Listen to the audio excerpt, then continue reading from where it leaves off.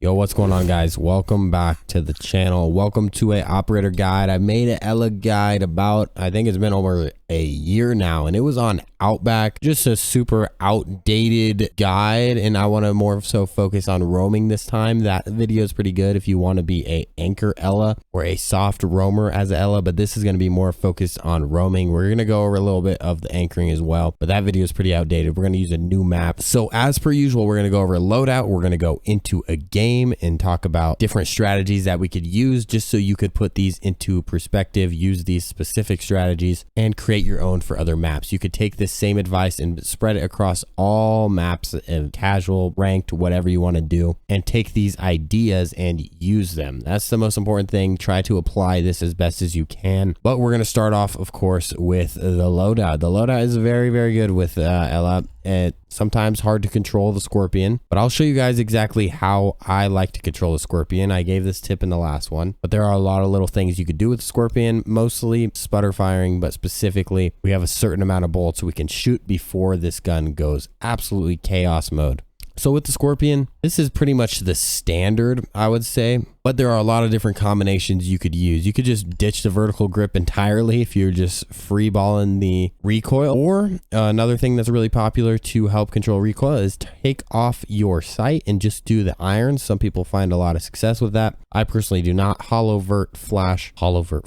That works out just fine for me. Not much you could do with the recoil. All of these aren't really going to help you too much, but I found that flash helps a lot with the sputter firing that I like to do. Another thing some people do with ELA is add the laser sight. I know it's not the best thing to do in most situations, but the laser is pretty decent with the Scorpion. I also want to go over the shotgun too, which is the FO12. This is a pretty solid shotgun, and you could put the extended barrel here, hollow angled. This is a pretty good setup, or the irons. Sometimes I like to just do the irons. You can determine that, but the irons are decent because you are very, very close range with the FO12. So do that. You can add a laser sight too if you are going to be shooting from the hip a lot, the hip fire shooting. That is when you would want to have the FO12 with the laser sight. The pistol, this is the only thing you can have. So muzzle, laser. I like to put the laser on this one, but the RG15 is pretty good because you do get this reflex sight right here. And this has a unique laser color, and people always ask, why is this laser color different? How did you change your laser color? It's just this weapon. It's only this weapon. So don't worry about it. I'm not hacking. And then you got barbed wire or deployable. This is going to be this. If you watched the last one, we did deployable because we were anchoring. But if we aren't anchoring, we're going to want to probably do the barbed wire. So I'm going to show the anchoring first, and then we're going to go into more roaming. So I'm going to keep the deployable, but if you're planning on staying near the site and playing off a shield, playing off of your ELA mine specifically, a deployable shield will work out really, really good for you. If you're roaming, barbed wire, because you can just place it down and get out. So let's talk about this recoil on the Scorpion. If you're planning on using the Scorpion, you got to learn this recoil pattern. So if we just don't control it at all, this might be the whole entire screen because it starts going absolutely crazy. So we can count the bullets up and we could see how well it was controlled until here, right? It starts going absolutely chaos even here. So we have two different phases of recoil. We have the standard recoil all the way to here. We start having the jiggles, and then we have left lean, impossible to control. We want to keep it here preferably, and sometimes there. So if we want to keep it super controlled, which is here down, we're talking about 9 bullets to 12 bullets, right? 12, 9, something around that range of bullets. Once you get it higher than that, anything over 20, goodbye. So if we just do 9 bullet shots or 10 bullet shots as best as we can, we could see that it's actually quite controlled. Like I am having no problem at all controlling that. But once we have anything longer than that, even me trying to control it, it goes a little bit rampage. So that's the best way that I like to look at the recoil. 9 bullets, stop. 9 to 10 bullets. Just try to do little sputter fires like this. The likelihood of you hitting the person in these amount of bullets is very, very high as long as your crosshair is even near them. That's really the advantage of the high fire rate with ELA's gun. So let's talk about anchoring first, since we already pretty much know that if you have watched the last one. We're just going to go over this quickly. As you guys can see, the green laser, that's this weapon only. Green laser, there's very few weapons that have that. This just happens to be one of them, if not the only one. But let's just talk about general strategies whenever we're anchoring. We don't need to be literally sitting in the middle of the site when we're anchoring. We can be playing close. So example I always like to use on a lot of operators is this spot right here.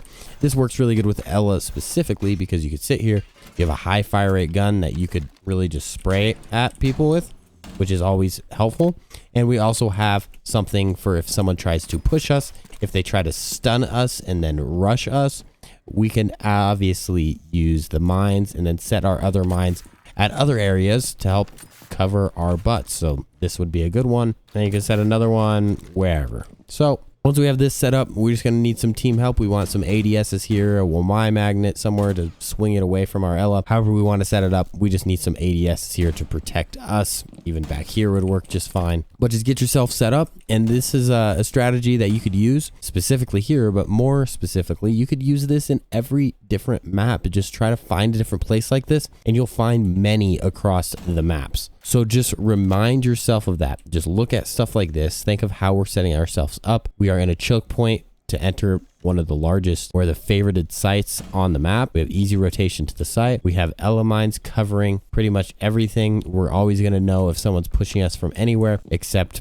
one entrance, which is just so happens to be the actual site. So if someone comes out of here, runs over here and kills us, we probably already lost the round anyways. So this is a good strat. Keep this in mind. Go into different maps and try to just create strats like this yourself. I can name like 5 off right now, but we're going to go into the roaming aspect of this one. So now let's talk about roaming. So roaming is the thing we didn't talk about enough.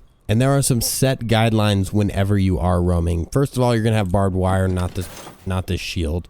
Unless if there's a specific reason, you're going to want to have the barbed wire most times. Now, other than that, the specific rules, now I can't really show you how to roam specifically, but I could show you just some ideas with this operator. If you want to learn how to roam, I think I have a whole video on just roaming. But the general guideline is we want to have 1 to 2 ELA mines on us at all times. So 1 can be used. So we could use 1 here just, to help our teammates. So we could put 1 here and then go off and roam and reinforce hatches and do whatever we need to do in the prep phase. So reinforce 1 over there.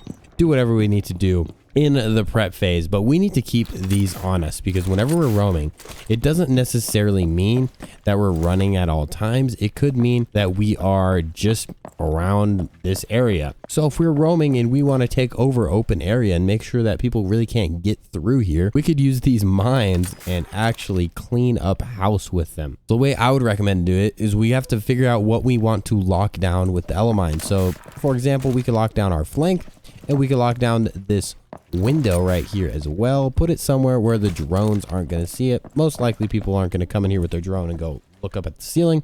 It's just unlikely. So we could easily do something like that and decide that we're going to sit in the kitchen. So what we would have right here is we would have a great choke point. We have ELA mine right there. So if anyone walks in, we look over here, we spray them down.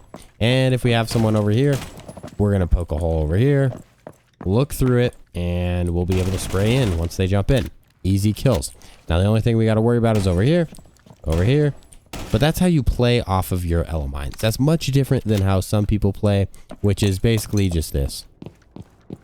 When you spectate people in this, it's just this. Running. Consistent running across the map. That does not make you a good roamer because you know how to hit your W key and shift.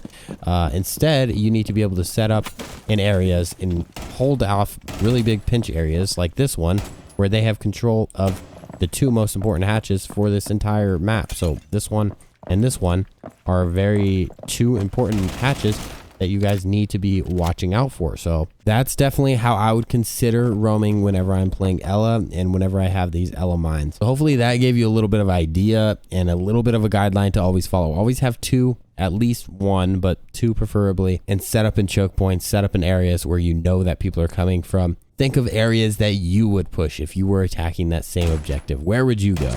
And that's where you should go because most likely other people think the same unless if you are very weird. So hopefully this ELA guide helped you guys out. Hopefully this is better than the one a year ago. I did not like the one a year ago. So hopefully this one is better. If you guys have seen that one, let me know what you think. What are the differences? And I hope you guys have a great rest of your day. See you in the next one. Peace.